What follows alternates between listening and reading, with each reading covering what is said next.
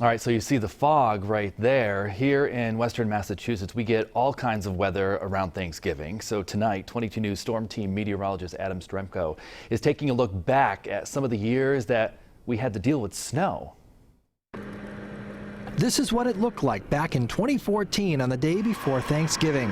Heavy wet snow fell across western Massachusetts, causing very slow going and accidents on what is one of the busiest travel days of the year. But it's not that unusual for us to have snow on or around Thanksgiving here in western Massachusetts. On Thanksgiving of 2005, we picked up just over 4 inches of snow.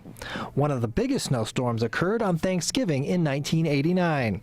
Here in western Massachusetts, we picked up around 6 inches of snow from that storm. People 22 News talked to had mixed feelings about having snow for Thanksgiving. I don't like snow for Thanksgiving, but that was a long time ago. I mean, we've done pretty good. But fall has changed in the past like 4 or 5 years. I like snow on Thanksgiving, and especially on Christmas. On average, we see our first inch of snowfall in the Springfield area around November 23rd. Our average high temperature for Thanksgiving Day is around 45 degrees.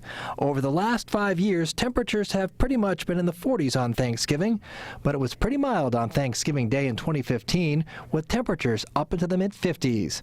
Thanksgiving of 2018, however, was a cold one, though, with a high of only 20 degrees. I'm 22 News Storm Team meteorologist Adam Stremko.